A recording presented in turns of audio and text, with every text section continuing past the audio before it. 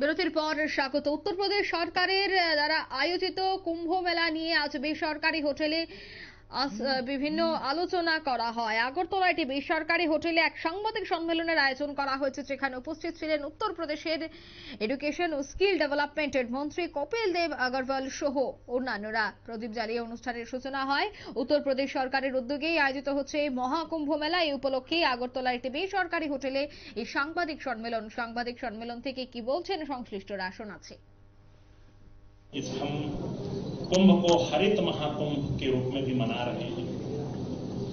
Green कुंभ पर विशेष focus किया गया, 3 लाख पौधों का रोपण किया गया है।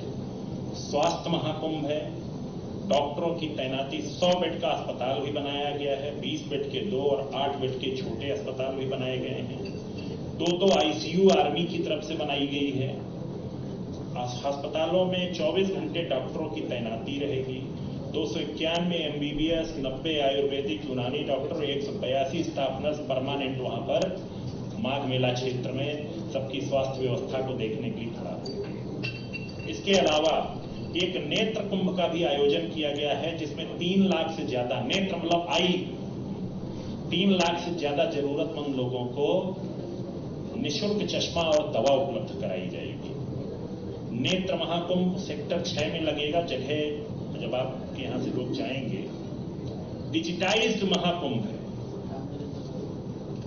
मतलब अलग अलग 11 भाषाओं में महाकुंभ के बारे में जानकारी ऑनलाइन उपलब्ध रहे।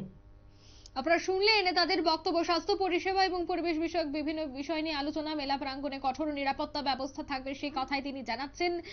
প্রস্তুতি নিয়েই আজকের এই আলোচনা। নিয়ে নিচ্ছে এই মুহূর্তে ছোট্ট একটি বিজ্ঞাপন বিরতি, সঙ্গে থাকুন।